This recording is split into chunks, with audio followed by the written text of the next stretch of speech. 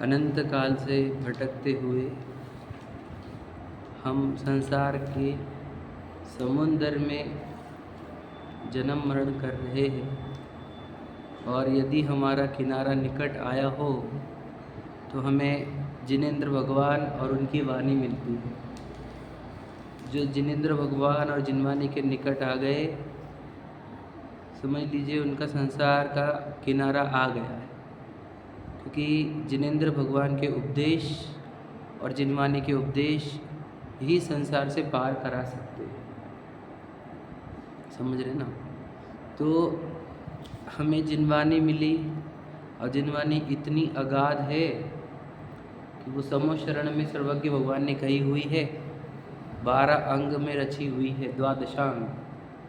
और वो इतनी अगाध है कि हमारा जीवन कम पड़ जाए और अभ्यास ना हो, इसलिए उसे कम रूप में छह ढाला हमें प्रस्तुत की गई है कि आप छह ढाला को समझकर जिनेंद्र भगवान के वाणी का सार समझ सकते हो।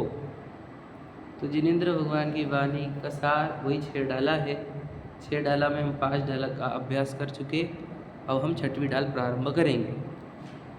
छह ढाला में क्या कहा गया? वो कह रहे जीव संसार में है अनंत काल से, पहला उनका कहना ये था। और वो भटका क्यों है? क्योंकि उसका श्रद्धान उल्टा है, यानी उसकी मान्यताएं उल्टी है, उसका ज्ञान उल्टा है और उसका आचरण उल्टा है, इसीलिए वो भटक रहा है। बस इतना सिंपल कहा।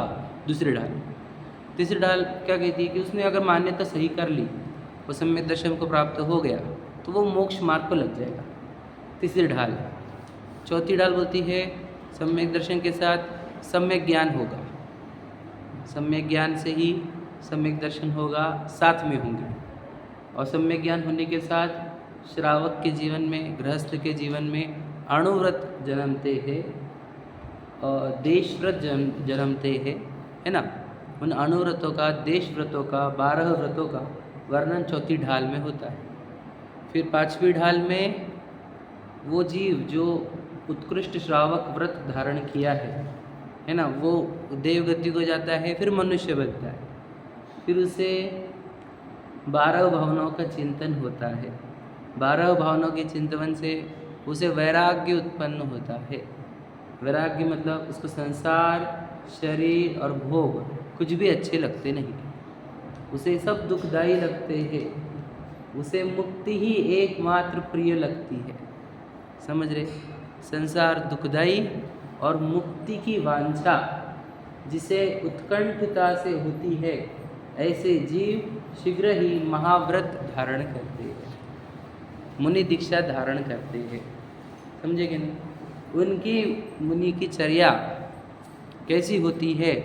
वो सम्यक चारित्र का स्वरूप, जिसको सकल चारित्र कहते हैं। समझ रहे? देश चारित्र हमने पढ़ लिया। देश मतलब एक अंश रूप, और सकल चारित्र मतलब पूर्ण रूप। चारित्र का पूर्ण रूप जो होता है वह 6वीं ढाल में हम पढ़ेंगे। याद रखना, ये यदि हमारे जीवन में चारित्र उतरा तो इसका नेक्स्ट स्टेप भगवान पना है, ये हमारे को समझ में आएगा। मतलब सम्यक चारित्र और उसके बाद केवल ज्ञान, अरिहंत दशा। सोचो, मतलब ये क्या है? वो जीव जिसने दीक्षा ली, समझे कि जो दीक्षा ले रहा है तब तक वो गृहस्थ है, राजा, साधारण श्रावक, साधक है। दीक्षा लेता है, साधना पूरी करके अनंत बन जाता है। मतलब सोचो, फैक्ट्री कौन सी है? ये भगवान बनने की फैक्ट्री। समझे? मतलब ये प्रोसेस आपने अगर फॉलो कर ली तो आप भगवान बन के निकलोगे।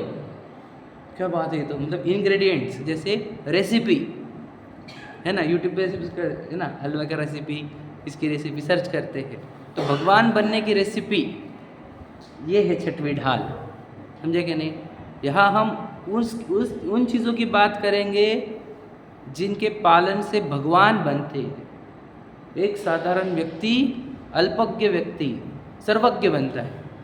अल्पज्ञ मतलब थोड़ा जानने वाला सर्वज्ञ बनता है, पूरी दुनिया जान लेता है। वो कितनी बड़ी बात है, देखो ना। ऐसी प्रोसीजर आपको पूरी दुनिया में मिलेगी नहीं, क्योंकि दुनिया में भगवान बनने की प्रोसीजर ही नहीं है, भक्त बनाया जाता है दुनिया।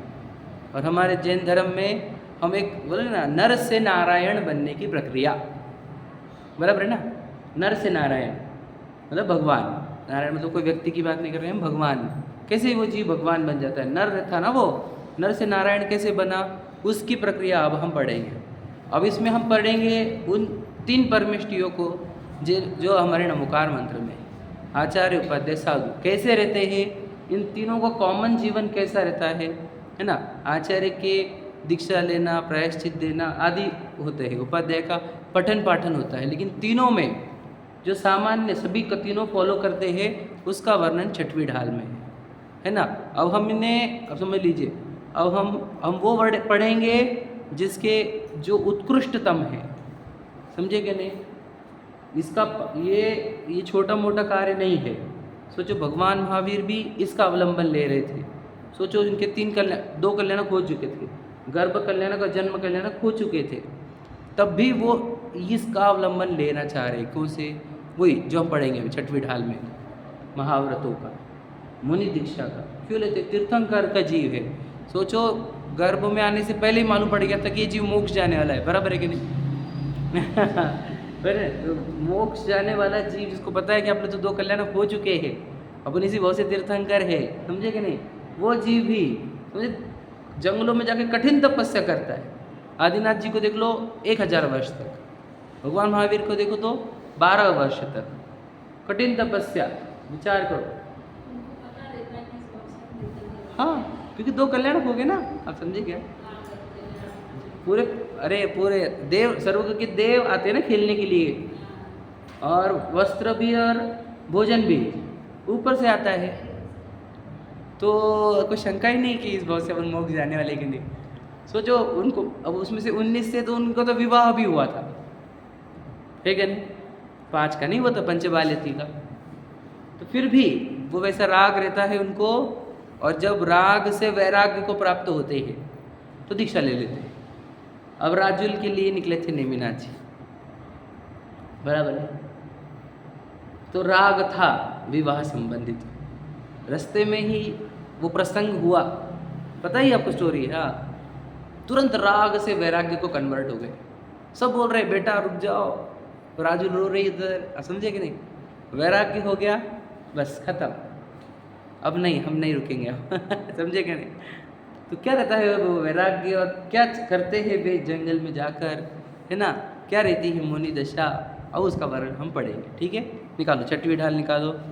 अद्भुत है ढाल का वर्णन, जितने गहराई में हम उतरेंगे उतना हमारे को आनंद आएगा। ठीक है, चलो 6वीं ढाल देखो, उसमें वर्डिंग क्या है, अहिंसा, सत्य, अचौर्य, ब्रह्मचर्य महाव्रत का लक्षण, बराबर है। मतलब कितने आए? 4। ठीक है, अहिंसा, सत्य, अचौर्य, ब्रह्मचर्य, मतलब 4 महाव्रत का वर्णन है। मुनराज के कितने महाव्रत रहते हैं? 5 महाव्रत रहते हैं। उसमें से 4 लाइन में उन्होंने एक लाइन में एक को कवर किया है। ठीक है, अब देखिए 5 महाव्रत वगैरह इसका पूरा वर्णन इधर है 28 मुनकुनों का, 122 पेज नंबर पर। ठीक है, उसके फोटो है, वो जैसे डार्क है, क्लियर नहीं दिख रहा है, पर अपन समझ लेंगे, कोई टेंशन नहीं है ना। हमारे बच्चों को लर्न हो गए वे है ये, समझे क्या, अच्छा लगे बच्चों को। 28 मुल्क में सब बोलते वो बच्चे बहुत बढ़िया हो गए हमारे, ज़बरदस्त हो गए वे बच्चे। नहीं, वो बच्चे बहुत बढ़िया है। हाँ हाँ, बहुत अच्छा बोलते। तो उनको तो ये सब लर्न है। हाँ, तो हम बताते चलो। देखो धर्म में बुरी चीज़ों को कहा जाता है पाप, समझ रहे। दुख देने वाले बुरे कार्य को ही पाप कहते हैं, ये परिभाषा है उसकी। तो पाप के 5 प्रकार जिनेंद्र भगवान के शासन में कहे जाते हैं। 5 प्रकार के पाप, हिंसा, झूठ, चोरी, कुशील, परिग्रह, बराबर है, यही है। अब इन 5 पापों को छोड़ना, समझ रहे क्या नहीं। तो हम आपको बोल रहे 5 पापों को छोड़ दो, तो आप बोलेंगे हे हमारे थोड़ी पॉसिबल है, ठीक है नहीं, तो नहीं पॉसिबल है क्या, थोड़ा छोड़। तो थोड़ा छोड़ को कहते हैं अणुव्रत। तो क्या छोड़ा गया व्रत में? व्रत मतलब विरक्ति, छोड़ना। तो क्या किया गया, उन 5 पापों को थोड़ा छोड़ा गया अणु रूप से, उसको कहते हैं अणुव्रत। और इन्हीं 5 पापों को पूर्ण रूप से छोड़ देना, उसी का नाम होता है महाव्रत। समझ रहे, अणुव्रत और महाव्रत समझ में आए। तो क्या किया जाएगा, 5 पापों को पूरी तरह छोड़ा जाएगा। ठीक है, समझ में आ गया। अब प्रश्न ये है कि मुनिराज के पहले 108 लगाते हैं, इसका मीनिंग पता है? 108 क्यों लगाते हैं पता है? समझाते हैं, हम बच्चों को पता है, बच्चों को नहीं, ठीक है। देखो 108 क्यों लगाते हैं पता है भैया आपको? हाँ 108 जो तरीके के बताए। हाँ, मतलब क्या रहते हैं वो समझा देता हूँ। वो 108 होते क्या है, कभी भी कोई भी व्यक्ति जब भी पाप करता है तो वो 108 में से कोई एक कॉम्बिनेशन होगा। देयर आर 108 टाइप्स ऑफ, समझ रहे कि नहीं, पाप करने के जरिया, समझेंगे 108 तरीके से पाप किया जाता है। फोटो है इसमें, हाँ इसमें तो है, लिया वाला है, रखा है वैसे मैंने। हाँ तो एक 108 तरीके से पाप कैसे होता है, देखो पाप जब भी होगा तो 4 कषाय में से एक कषाय होने पर होगा। एक तो क्रोध के वश होगा, या मान के वश, या मायाचारी के वश, या लोभ के वश, समझ रहे? क्रोध, मान, मायाचारी, लोभ, ठीक है। क्रोध हुआ तो मारने की इच्छा हुई, हिंसा हुई, आप समझे क्या नहीं? तो अहंकार हुआ, दूसरों को नीचे दिखाने के लिए दुखाने की इच्छा हुई, समझ रहे? मायाचारी हुई, छुपा के, ब्लफ करके, अब समझ रहे? कभी भी कषाय से ही पाप स्टार्ट होते हैं, इसलिए पहला पार्ट है कषाय, 4 कषाय। फिर कषाय आएगी तो कहाँ आएगी, तो क्या मन में, वचन में, या काया में, समझ रहे? मन में आएगी, वचन में आएगी, या काया में आएगी, ठीक है। फिर क्या करेंगे, तो कहते हैं हम उसके लिए एक तो समारंभ आरंभ, मतलब क्या, पहले उसके लिए प्लानिंग करेंगे। समारंभ मतलब चीज़ों को जमा करेंगे, समझ रहे? कि जो जो चाहिए हमारे को वो करने के लिए। और आरंभ मतलब स्टार्ट ही कर देंगे वैसा करना, ठीक है। और ये खुद करे तो खुद करेंगे, नहीं तो किसी को करने को कहेंगे, या जो करेगा उसकी अनुमोदना करेंगे, कृत कारित अनुमोदना। समझ में आ रहा है?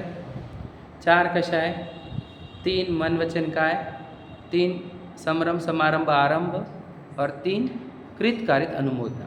तो ये 4 × 3 12, 12 × 3 36, 36 × 3 108। समझ में आया? 4 कषाय, 3 मन वचन काय, कषाय एक्सप्रेस का होगी मन वचन काय में। फिर उसके लिए क्या किया जाएगा, एक तो प्लानिंग की जाएगी कि चीज़ों को जमा करना होगा, और फिर चालू कर दो समारंभ समारंभ आरंभ, और फिर खुद करना या करवाना या करने वाले की अनुमोदना करना। ये 108 तरीके से कोई भी पाप किया जाता है, समझे क्या नहीं? बात समझ लेना। यानी मैं और बता देता हूँ आपको, तो हम बाय डिफ़ॉल्ट 108 तरीके से पाप कर ही रहे हैं, हमें को पता नहीं है, ये पता मैं आपको बताना चाहता हूँ, समझे क्या नहीं? हम सब 108 तरीके से पाप करते हैं, और वो मुनिराज 108 तरीके से पाप नहीं करते, इसलिए उनको 108 की पदवी मिलती, समझे क्या नहीं? मतलब उनसे एक भी प्रकार से पाप नहीं होगा। बताया जाता है 108 गुण के धारी बोला जाता है। हाँ बराबर, तो वो गुण ही है उनका, क्या 108 तरीके से वो पाप नहीं करते, मतलब ये 108 तरीके से उनका महाव्रत पल रहा है। हाँ मुनिराज के वो उनके केस में 3 कम कर देते हैं। हाँ आप समझ लेना, कोई तो भी होंगे आप समझ लेना। 108 का मैंने कैलकुलेशन बताया आपको, 105 का क्या है वो मैं भी पढ़ लूँगा एक बार, मुझे तो पता नहीं था ये वाला फंडा, पर मैं पूछ के बताऊँगा आपको 105 वाला क्या रहता है। तो आपको 108 ये नहीं लग रहा है क्या?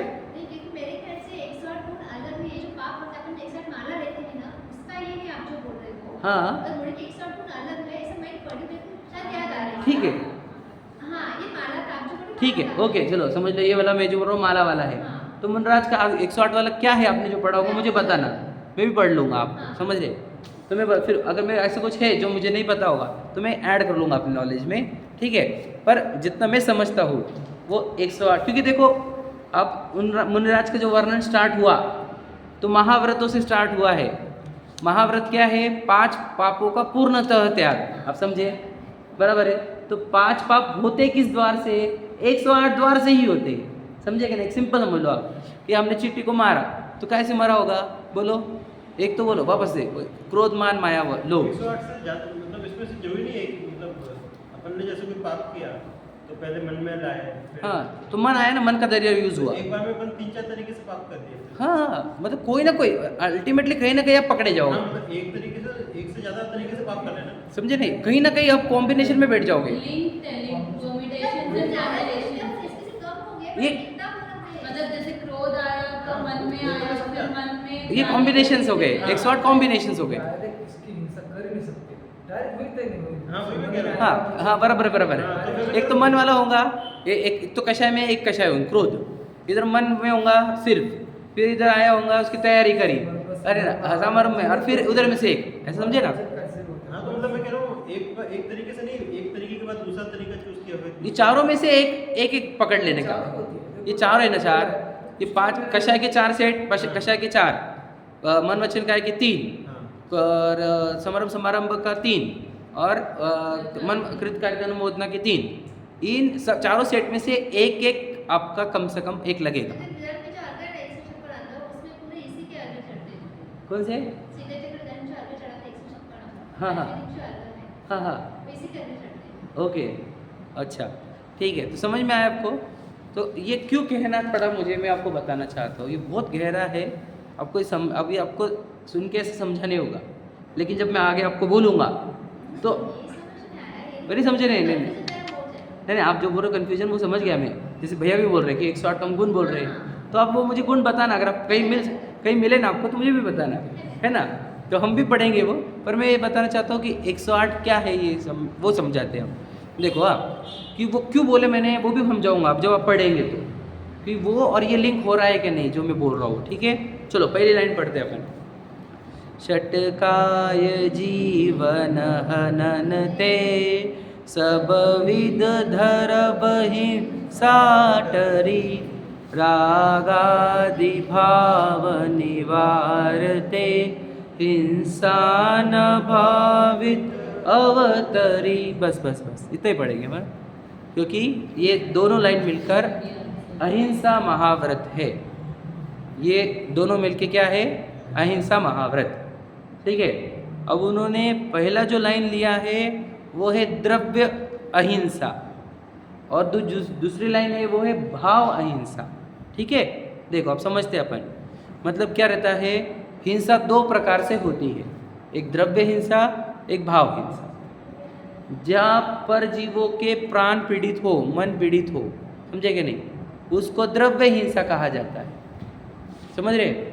और जहाँ अपने ही भावों में राग द्वेष मोह उत्पन्न हो, वह भाव हिंसा होती है, समझे। देखो, दूसरों को हर्ट करना द्रव्य हिंसा, स्वयं को हर्ट करना भाव हिंसा, सिंपल है ये, समझे कि नहीं। पर आत्मा को पीड़ा पहुंचाना द्रव्य हिंसा, स्व आत्मा को पीड़ा पहुंचाना भाव हिंसा, समझ रहे। तो जो अहिंसा परमो धर्म है हमारा, उसमें कौन सा अहिंसा है? वो द्रव्य अहिंसा कि भाव अहिंसा? अहिंसा परमो धर्म बोलते हैं ना अपन, तो उसमें कौन सा अहिंसा पकड़ना? द्रव्य अहिंसा कि भाव अहिंसा? दोनों भी आएगी, समझे क्या नहीं। यदि मैं एक जीव को भी नहीं मानता,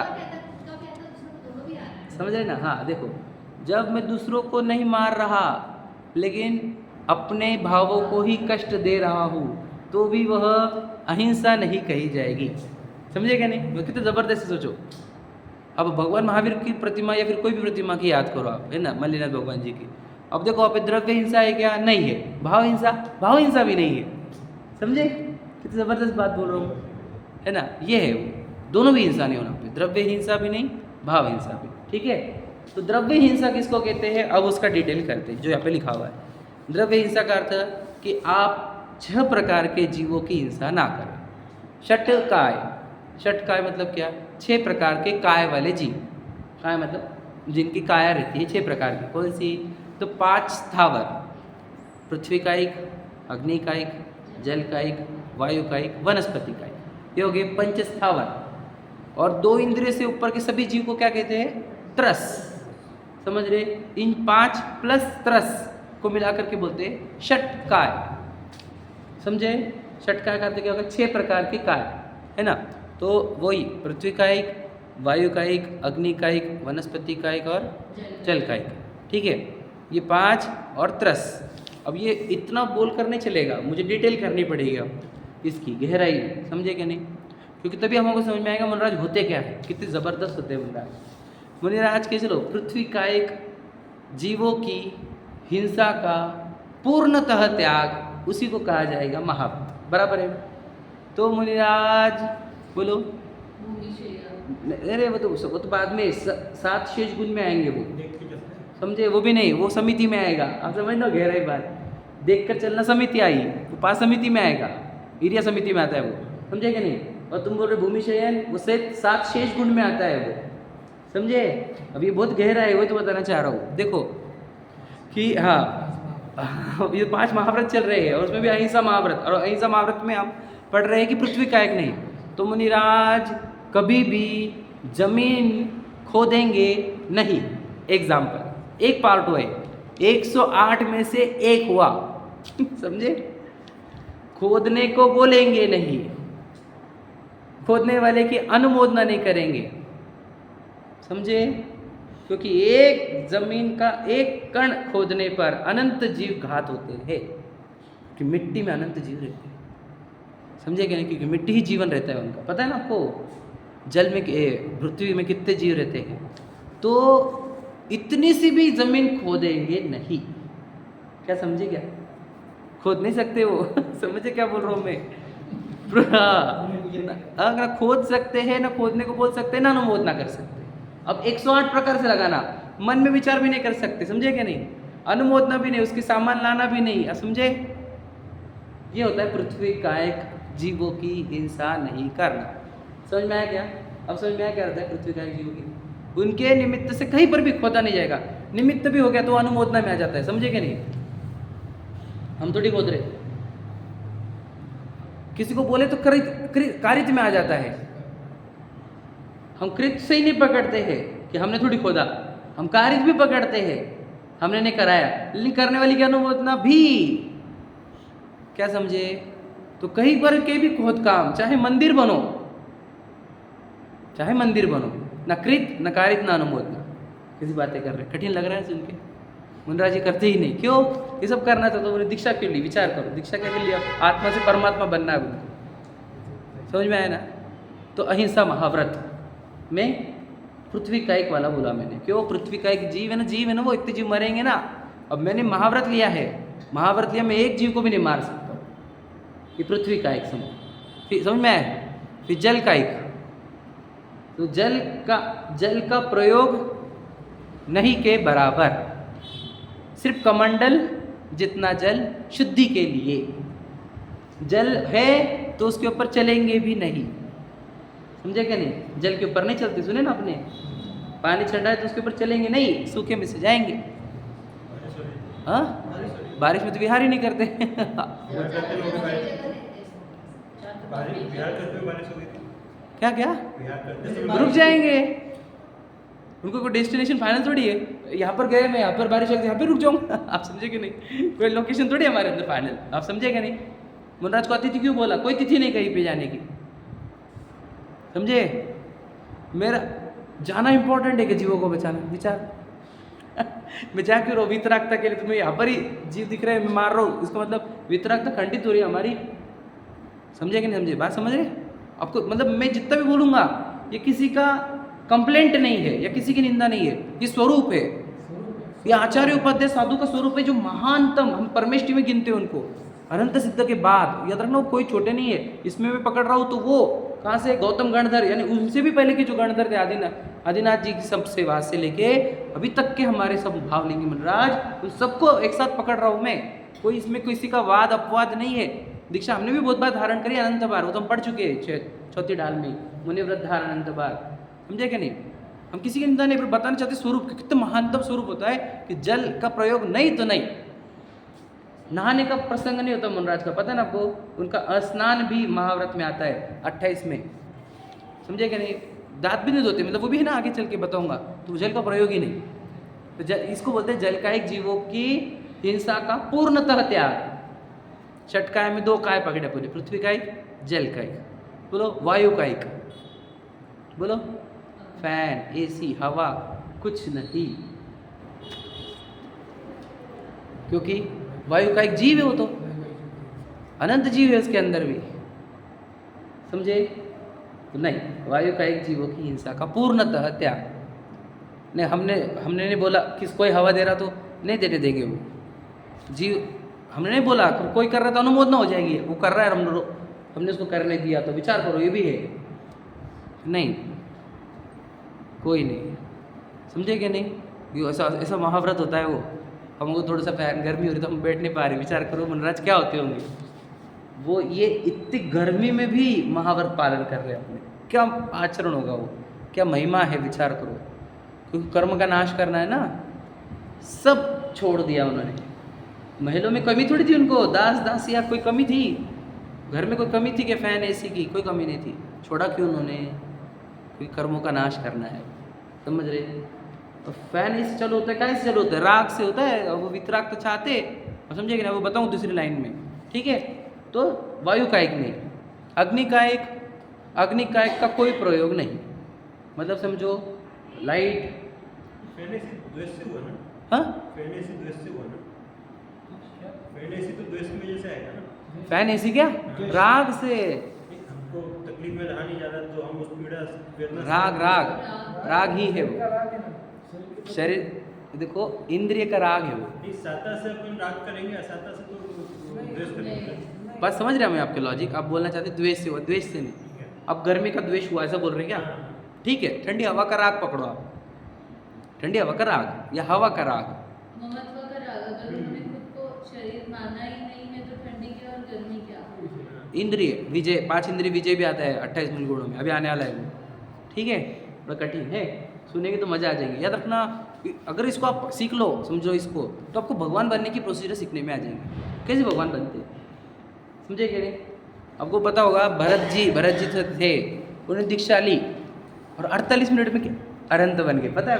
सिर्फ 48 मिनट में ये प्रोसीजर फॉलो करके, विचार करो, 48 मिनट्स में अरहंत बन गए, वाह, 48 मिनट्स अरहंत बन गए डायरेक्ट, भरत चक्रवर्ती जिनके नाम से भारत है देश का नाम, विचार करो क्या होंगे, विचार करो, मतलब ये प्रोसीजर कितने महान है, ये सोचो, डायरेक्ट भगवान बनने की प्रोसीजर है, ठीक? तो पृथ्वी का एक, जल का एक, वायु का एक, अग्नि का एक, हमने क्या कहा कि कोई भी लाइट फैन लाइट नहीं चलेगा, क्योंकि वो अग्नि का एक में आता है, ये फैन जितने लाइट दिख रहे ये अग्नि का एक है, पहले दिए लगते थे तो वो तो अग्नि का एक होता ही है, समझे कि नहीं? दिए, अब दिए की जगह लाइट आए तो ये भी अग्नि का एक ही है, समझे कि नहीं? लाइट बिना अग्नि की होती नहीं, और फिर अग्नि का एक, और वो लाइट जो होती ना उसमें जीव पड़ रहे, वो अग्नि का एक नहीं है, जो लाइट है वो ही अग्नि का एक है, समझे क्या कहा मैंने? नहीं समझा होगा आपको, दिया जो है वो खुद ज्योत ही अग्नि है, वो ज्योत जो है वही जीव है, एक इंद्रिय जीव, समझ रहे कि नहीं? तो लाइट का प्रयोग नहीं, अग्नि का एक का प्रयोग नहीं, समझ में आ रहा है? फिर वनस्पति का एक, कोई भी पेड़ पौधा कुछ भी घात नहीं होगा, कभी ग्रास पर पैर नहीं होगा, समझे कि नहीं? कोई भी मतलब कोई पेड़ कटेगा नहीं, कोई पेड़ का वस्तु का कोई प्रयोग नहीं, समझे कि नहीं? तो ये हो गया वनस्पति का एक, और कौन सा बच्चा हो गए? 5 हो गए, 5 स्थावर, मतलब महाव्रत में ये 5 स्थावर हो गए। अब त्रस जीवों का घात नहीं होगा, समझे कि नहीं? मतलब क्या, किसी भी जीव को, 2 इंद्रिय है, 3 इंद्रिय है, 4 इंद्रिय है, 5 इंद्रिय है, वो एक इंद्रिय को नहीं मारते, 2 इंद्रिय, 3 इंद्रिय, 4 इंद्रिय, 5 इंद्रिय की तो बात ही नहीं आती, समझे कि नहीं? तो उनसे एक भी जीव का घात नहीं होता, ऐसे जीवों को हम बोलो पंच परमिष्टि में धारण रखते हैं, हम उनको आचार्य नमोकार मंत्र में उनको याद करते हैं, क्यों? उनसे एक भी जीव हर्ट नहीं होने देते। सोचो इतनी करुणा किसी के अंदर हो सकती है कि दुनिया में एक जीव को भी हर्ट नहीं होने दे रहा, एक भी जीव को तकलीफ मेरे वजह से एक जीव को ना पहुंचेगी, तो सोचो, मान के चलो सिर्फ इतने सभी जीवों का मैं बाय डिफ़ॉल्ट मित्र बन गया, समझे क्या नहीं? ये सब जीव जैसे मेरे जैसे दिखने लग गए, इस सब जीवों का बंधु, जगत बंधु हो गया मैं, समझे क्या नहीं? क्योंकि मैं एक भी जीव को हर्ट करता नहीं। अब सोचो हम तो कितना हर्ट करते, इसलिए आलोचना पाठ में है कि नहीं हमारा, हम दोष की अति भारी, है ना? तिनकी अब निवृत्ति काज क्या लिखा है, एक बेते चौ इंद्रिवा मन रहित सहित जे जीवा, तिनकी नहीं करुणाधार निर्दयते घातनी वार, पंखाते पवन बिलोलियो है कि नहीं उसमें। हमको लगता ही नहीं कि हम पाप कर रहे, फैन लगा रहे थे बताओ, एसी तो हमारे घर पे एसी है, हमारे घर पे एसी भैया, तेको पता नहीं है फैन भी जब वो हिंसा का उपकरण है तो एसी तो महा हिंसा का उपकरण है। हम तो हिंसा के उपकरण लगा लगा के लोगों को दिखाते रहता हमारे घर में एसी, विचार करो हमारे को स्टेटस सिंबल बन गया एसी तो समझे कि नहीं। प्रदूषण कितना होता है उससे, CFC गैसेस निकलती है ना, पता है ना आपको, ओजोन कटता है उसकी वजह से, बहुत महान अनर्थकारी है वो एसी। तो ट्रेंड हो गया होता हमारे को, कितने लोगों को तो एसी में जिया नहीं जा रहा, समझे कि नहीं। और ये IT वाले तो बैठता है एसी में दिन भर, बाहर आए के लोग उनको ऐसे कैसे तड़पते मछली जैसे, उनके साथ तो गलत हो रहा है, उनको तो जबरदस्ती रखा जा रहा है। तो वो पूरे उनकी पूरी वीक समझ पूरी खराब हो जा रही बॉडी की, वो जल्दी खत्म होने वाले हैं बेचारे, पता उनको मजबूरी में आ गए, फंस गए, समझे कि नहीं। क्योंकि वो बॉडी का वो जो रेजिस्टेंस पावर, इम्यूनिटी पूरी डाउन होती है, समझे कि नहीं। मैं तो आपको बताऊंगा ये हवा पसीना निकलना कितना ज़रूरी है, वो पूरा बॉडी में से डिटॉक्स करते रहता है पसीना। जिम का भी उद्देश्य यही है, एक्सरसाइज का उद्देश्य, योगा का उद्देश्य यही है कि पसीना ज़्यादा से ज़्यादा निकले। ज़्यादा पसीना निकलने पर बॉडी एकदम फ्रेश हो जाती है, क्योंकि गलत चीज़ें निकलती रहती हैं। और हम फैन लगा के पसीना निकलना बंद करा देते हैं तो बॉडी के अंदर गलत चीज़ें वैसी की वैसी रहने से बीमारियाँ बढ़ती हैं।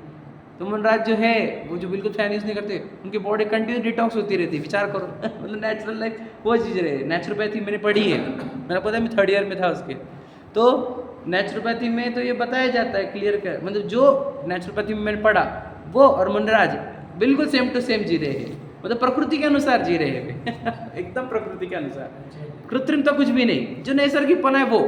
शरीर ऐसा है तो नग्न शरीर में जिएंगे हम, आप समझे क्या, बिल्कुल कृत्रिमता नहीं। उनको एक वर्ड है शास्त्र में, यथाजात स्वरूप, सुना है आपने कभी, यथाजात। यथाजात मतलब क्या, जैसा जन्मता हुआ बालक है वैसा, समझे क्या नहीं, जन्मा हुआ बालक कैसा है वैसा, ऐसा ऐसा कहा है उनके बारे में, समझे। तो वे जगत के एक भी जीव की हिंसा होने देते नहीं, समझ रहे। ये हो गया उनका द्रव्य अहिंसा, पहली लाइन देखो, षटकाय जीव न हननते, मतलब क्या, षटकाय जीवों को न हननते, सब विधि सब प्रकार से द्रव्य हिंसा टरी, द्रव्य हिंसा को टार दिया, इन्हें नष्ट कर दिया, समझ में आए। तो कितने महान होंगे वो जीव जिनसे एक जीव की भी हिंसा नहीं होती, क्या महान होंगे। तो उनकी महिमा आप बोलने लग जाए तो हमारे को तो लगता है कि क्या है यार वो जी। तो पाप कर्म बनता होगा उनको, कुछ पाप बनता होगा, किंचित भी पाप नहीं बनता, क्यों, अरे एक जीव की भी हिंसा नहीं कर रहे वो, 0 पाप बंधन।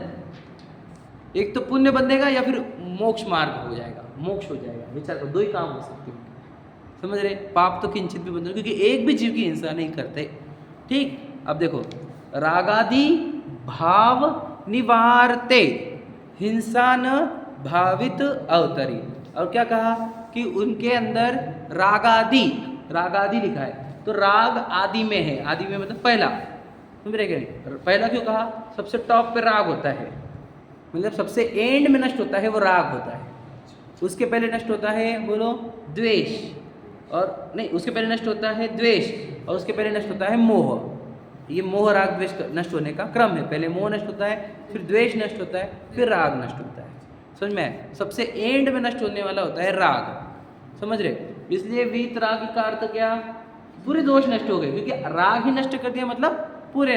तो 10th पास वाला 4th पास है क्या, नहीं पास ही है, समझे क्या नहीं। तो 10th पास मतलब 1st 2nd 3rd 4th सब पास हो गया। तो वीतरागी का अर्थ वीत मोही, वीत द्वेषी सब आ गया, सब कुछ नष्ट हो गया। वीतरागी का अर्थ मोह के अंदर नहीं आता क्या, मोह और राग अलग अलग है, मैं बताऊंगा उसका डिफरेंशिएट, आप जितना आगे बढ़ेंगे मैं आपको बताऊंगा। जैसे उसमें बोला मोह महामत पियो ना, मतलब मोह की वजह से जब अपन घूम रहे हैं तो उन्होंने राग का अलग से नाम नहीं किया। हाँ, मोह और राग दो, अच्छा मोह याद रखना, संसार का सबसे बड़ा कारण मोह है, राग नहीं है, मतलब बताना चाहता हूँ मैं। हाँ वो मैं समझा। हाँ, राग और द्वेष जो है वो उसका बताऊंगा मैं। जब संसार की बात करेंगे मोह को मुख्य करेंगे, और जब मुक्ति की बात करेंगे राग को मुख्य करेंगे। क्यों, मैं बता रहा हूँ, उसका लॉजिक बताऊंगा मैं आपको, समझो आगे बढ़ा के। कि देखो मोह नष्ट होने पर भी राग कुछ दिन रह जाता है, ये बात बतानी, इसलिए राग को मुख्य रखा है मोक्ष मार्ग में। पर भी मोह है। वैसा भी नहीं, इसको भी और एक लॉजिक है। देखो, देह को मैं मानना मोह होता है। अब मैं देह को नहीं मैं मानता, लेकिन मुझे अभी भी गर्मी सहन नहीं हो रही, ये मेरा राग है।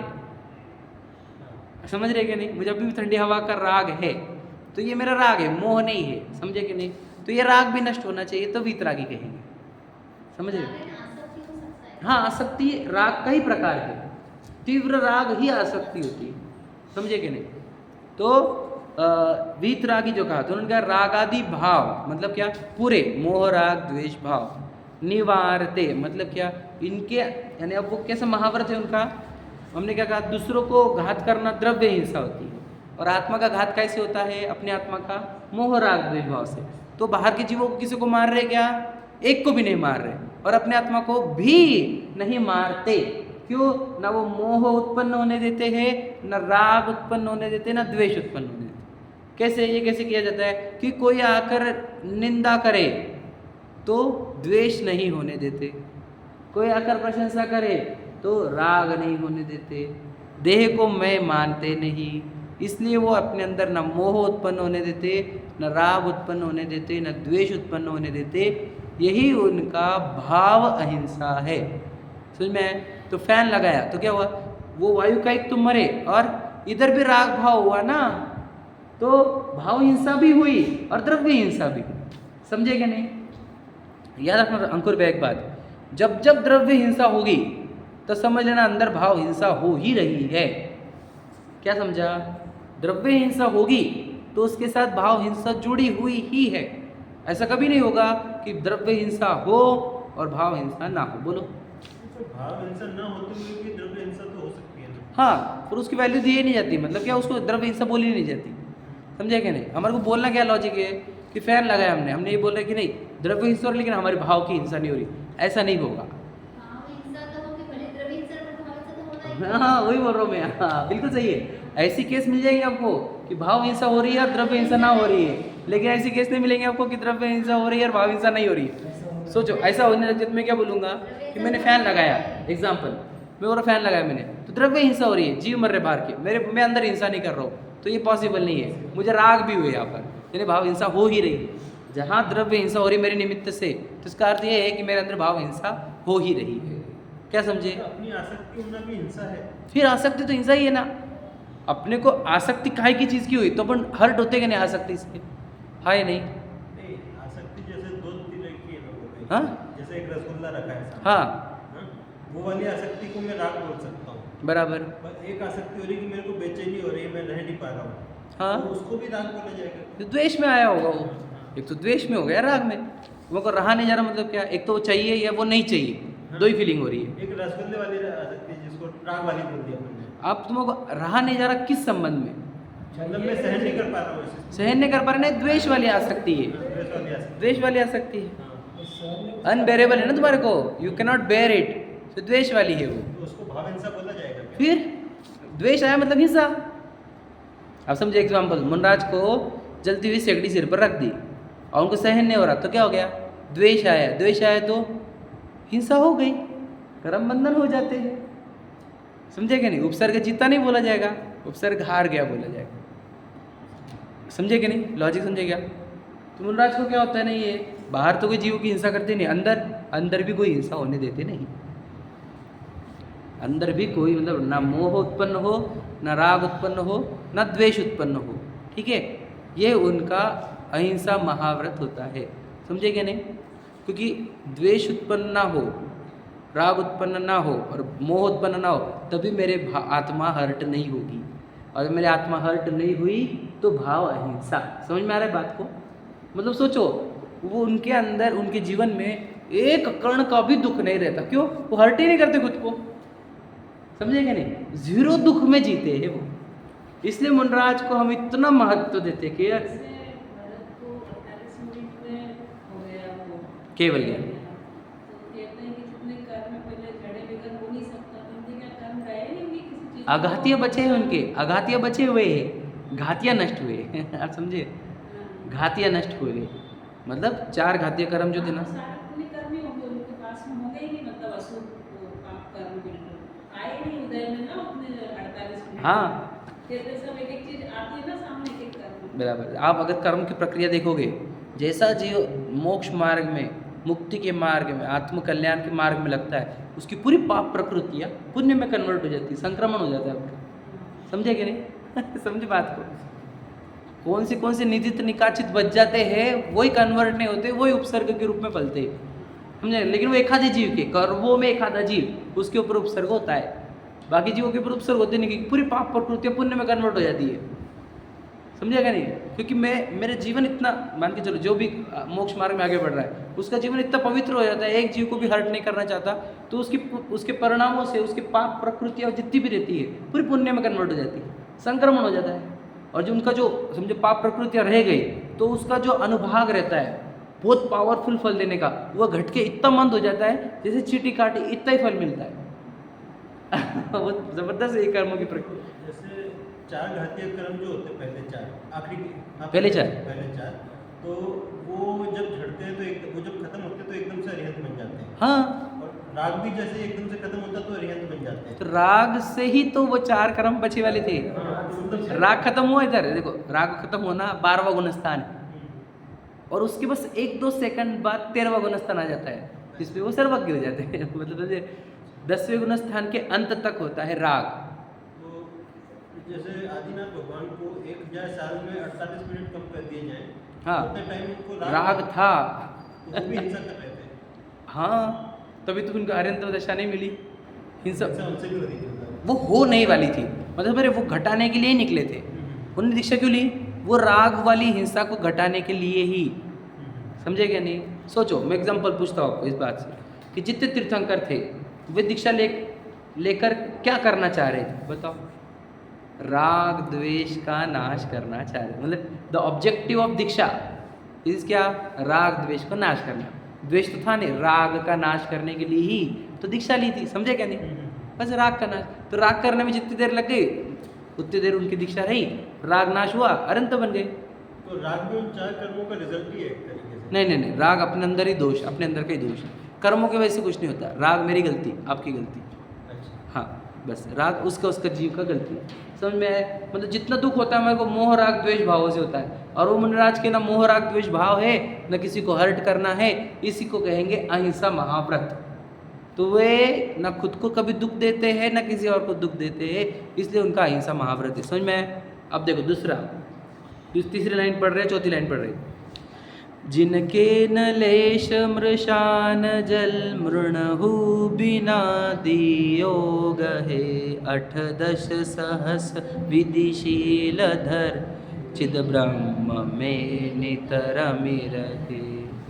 देखो इन्होंने वर्णन कैसे दिया कि पहले तीसरी लाइन ही पढ़ता हूँ। जिनके न लेश मृषान जल, लेश न मृषा इतना ही पढ़ेंगे। देखो क्या लिखा है कि जिनके किंचित भी झूठ नहीं है। समझ में? झूठ नहीं का अर्थ क्या? झूठ नाम पाप, दूसरा वर्ड है हिंसा, झूठ। दूसरे नंबर का पाप क्या है? झूठ। झूठ का अर्थ क्या होता है बोलो? क्या होता है? जो डेफिनेशन पढ़ी होंगी मतलब झूठ का भी। हाँ हाँ बोलो, झूठ की डेफिनेशन। हाँ, वो बेसिक लेवल की है। देखो मैं बताता हूँ आपको कि जिन वचनों से सामने वाला हर्ट हो, समझेंगे नहीं, ऐसे वचन कहना ही असत्य या झूठ में आता है। क्या कहा? Hurting someone by the words is झूठ। समझेंगे नहीं? सिंपल बात है। और उसको और गहराई में जाके बोलूँ तो कषाय में वचन कहना वह झूठ होता है। समझे कि नहीं? हम झगड़ों में कैसे रहते हैं, हमारे को रुका नहीं जाता। बात समझे ना? जब झगड़े हो गए तो सही बात यह है कि अपन में शांत रहना चाहिए। वो टाइप पे एक शब्द नहीं बोलूँगा तो झगड़े बहुत जल्दी स्टॉप हो सकते हैं, पर रुका तो जाता नहीं हमारे को। जब वहाँ से वार होता है तो प्रतिवार जैसे होता ही है। आप समझेंगे? तो ये वचन कैसे निकले? अब रोक क्यों नहीं पा रहे हो? कषाय हावी है। समझेंगे नहीं? तो कषाय हावी होने पर जो वचन निकलेंगे वो सब झूठ में ही आते हैं। कषाय गर्भित वचन को झूठ कहा गया है। ये टेक्निकल बता रहा हूँ आपको। कषाय गर्भित वचन मतलब क्या? फिर कषाय में जो वचन निकलेंगे तो सामने वाले को दुख देंगे कि सुख? दुख ही देंगे। तो इसी की सादी भाषा में कहा, दूसरों को दुख देने वाले वचन असत्य वचन होते हैं। समझ में आया? हाँ बोले दुख देने के लिए। हाँ, दुख देने के लिए ही बोले गए, उसका तो ऑब्जेक्टिव ही वही है कि सामने वाला हर्ट हो। समझे क्या नहीं? समझ रहे ना कि देखो, और मैंने सुना था एक से कि याद रखना, हाथ से मारे लगे 2-3 घंटे दुख के बाद अच्छा हो जाएगा, और वो शब्दों को मारो तो जिंदगी भर याद रहता है। ये शब्द तो बाण है, बाण। याद रखना, हाथ से जितनी हिंसा नहीं उतनी मुख से हिंसा होती। बात समझना मेरी बात, ये बात समझना बहुत इंपॉर्टेंट है। मुख से कभी ऐसे शब्द निकालो मत कि किसी के बहुत हमारा एक शब्द रहता है उसको जिंदगी भर याद रह जाता है। बोलो मत ऐसे वचन, बहुत डेंजर रहता है। समझे कि नहीं? अब हम बोलेंगे हमने एक भी जीव को नहीं मारा, एक भी जीव को नहीं मारा, लेकिन तुम टॉन्ट कसते हो, तुम किसी के मज़ा उड़ाते हो, तो ये बैठे बैठे हिंसा ही है ना। समझे क्या नहीं? तीखे वचन बोलते हो, कड़वे वचन बोलते हो, पोलाइटली नहीं बोलते हो, विथ रिस्पेक्ट नहीं बोलते हो, ये सब असत्य में आता है। समझ में? असत्य का बहुत बड़ा पिटारा है, वो तो अभी मैं बोलूँगा नहीं, लेकिन मेरे को पहले बताना चाहिए था असत्य वचन क्या होते हैं। और मुनराज का रहता है एक भी असत्य वचन नहीं। तो इसी को सादी भाषा में सबको समझाने के लिए क्या कहेंगे? हित मित प्रिय वचन। वे जब भी बोलेंगे आपके हित के लिए ही बोलेंगे। समझ रहे? जो आपको पसंद है, प्रिय है, वही बोलेंगे, और उसको भी मीठी भाषा में ही बोलेंगे। समझ में आया? क्या कि किंचित भी हर्ट ना हो कोई जीव सामने वाला। समझे कि नहीं? हित मित प्रिय वचन निकलेंगे, यही उनका सत्य महाव्रत है। समझे? उनके वचनों से एक भी जीव दुखी होता नहीं, एक कण भी दुखी नहीं होता। यह उनका सत्य महाव्रत होता है। समझे कि नहीं? मैं आपको बताऊंगा कि वो शिकारी था भिल, अब वो उसको दीक्षा, वो बोल रहा है आया कि हमारे को भी कुछ नियम दो, तो उसको ये कहा कि तू कौवे का मांस छोड़ दे। उसको तू तो पापी है, तू तो ऐसा करता है, वैसा वचन नहीं हो। एक को कहा कि तू पहला शिकार छोड़ दे। आपको सब कहानी सुनी होंगी ये, और कैसे वचन बोलते। और वो अंजन चोर आया मुनराज के पास, उसको ये बोलेंगे तो सत्य व्यस्ती है, तो मर जा कहीं जाके। एग्जाम्पल, ऐसे कुछ वचन नहीं बोलते, बोलते तू आजा, तू भगवान है हमारे लिए। समझेंगे? हम तुझे भगवान देखते, सब छोड़ दे, पुराना बीत गया, चलो अभी लगो आत्मा में, ऐसा बोल के उसको उठा के भगवान बना देते। अब अंजन चोर को अगर वो मुनिराज ऐसा टॉन्ट कसते कि तू तो इतना महा अपराधी है, तो वो तो गया, इसके बाद कभी आएगा ही नहीं वो, तो धर्म से ही हमेशा के लिए छूट जाएगा। समझे? इसलिए उन ऐसे वचन निकलते हैं कि जो धर्म विमुख जीव रहते हैं, वो भी इनके वचन सुन के इनके दीवाने हो जाते हैं, धर्म के दीवाने हो जाते हैं। यार मैं अपने आप को इतना बुरा जान रहा था, मान रहा था, और उन्होंने मुझे भगवान कह के बुलाया, कैसे? समझेंगे? ऐसे वचन होते हैं उनके। समझे?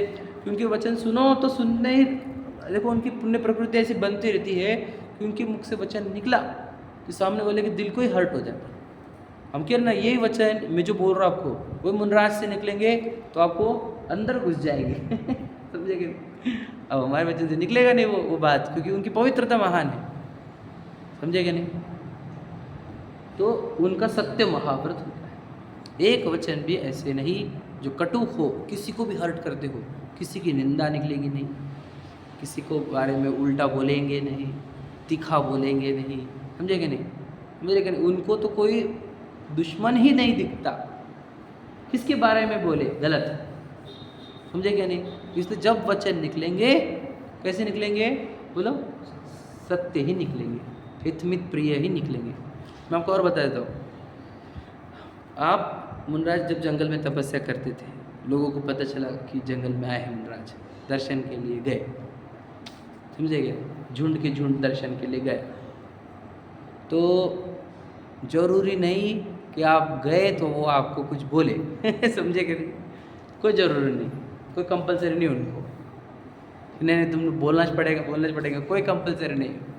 वो आत्म ध्यान को मुख्य रखते हैं और हितोपदेश को सेकेंडरी, गौण।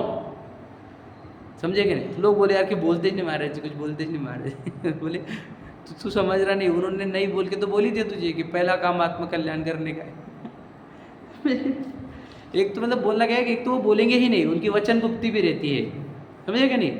वचन गुप्ति करते क्या, मन में भी विचार नहीं होने देने का, वजह से कुछ बोलने का नहीं, बॉडी हिलाने की नहीं। ये तब ध्यान में बैठते ना तो तीनों गुप्तियाँ रहती है। तो पहला तो उनका काम ये है कि वो बोले ही नहीं कुछ, वो अपने आत्म ध्यान में लीन रहे और बोले, समझे क्या नहीं? तो राग आ ही गया कि लोग आए हैं तो बोल देंगे हितमित प्रिय ही, समझे क्या लॉजिक? समझे क्यों हितमित प्रिय निकलता है? एक तो उनको बोलने का ही राग नहीं है, और जब राग हो ही गया बोलने का तो कौन सा राग है कि इन जीवों का ऐसा बोलो कि इनका कल्याण हो जाए, समझे क्या नहीं? वो चेलना रानी और वो राजा श्रेणिक दोनों आए, वो जब उपसर्ग निकाला था, वो पहले उपसर्ग कर दिया था श्रेणिक ने, है ना राजा, तो दोनों को समान उपदेश, क्या आशीर्वाद, सद्धर्म वृद्धि रस्तु, आपके सत्य धर्म की वृद्धि होए। तो बोलते अरे मैंने तो उपसर्ग किया था आपके ऊपर, दोनों को समान आशीर्वाद कैसे दिया आपने? ये उपसर्ग करने वाला, ये उपसर्ग निवारण करने वाली, अब दोनों को समान आशीर्वाद कैसे? हमारे लिए तो दोनों समान हैं, समझे कि नहीं? क्योंकि उनको क्या अच्छा कौन है बुरा है कि नहीं? इसलिए जब भी उपदेश निकलेंगे दूसरों को कल्याण करने वाले, उस जीव को धर्म में जोड़ने वाले, उसका अविनाशी कल्याण हो, समझेगा नहीं? तेरा अविनाशी कल्याण हो, सद्धर्म वृद्धि रस्तु, ऐसे आशीर्वाद निकलते है ना। तो ये उनका सत्य महाव्रत होता है ना। समय तो हो गया है अपना, वैसे टाइम कितना हो गया ना? हाँ काफ़ी टाइम हो गया है, थोड़ा लेट चालू हुआ था ना, इसलिए ज़्यादा देर लेने रहो। तो आज हमने 2 व्रत पढ़े महाव्रत में से, अहिंसा महाव्रत, सत्य महाव्रत। अहिंसा महाव्रत में षटकाय जीवों की हिंसा नहीं करते और अंदर मोह राग द्वेष भाव से आत्मा की हिंसा नहीं करते, पहला। दूसरा सत्य महाव्रत में वे कभी भी असत्य वचन बोलते नहीं जिससे किसी को घात हो। देखो किसी और को घात जब करने के लिए वचन निकलेंगे, अंदर तो अपना घात चल ही रहा है, कौन सा? राग और द्वेष वाला क्या कहा? तो इन दूसरों का घात तो बाद में होगा, अंदर अपना खुद का ही घात होता है। जब भी हम कषाय से वचन बोलते हैं तो अपने अंदर घात कर ही रहे हैं। मुनराज अंदर का घात करते ही नहीं, इसीलिए कभी बाहर से वैसे वचन निकलेंगे नहीं जिससे किसी का घात हो। यही उनका सत्य महाव्रत है। ऐसे अहिंसा महाव्रती और सत्य महाव्रती को हमारा बारंबार वंदन करके आज के लिए हम विराम लेते हैं। चलो।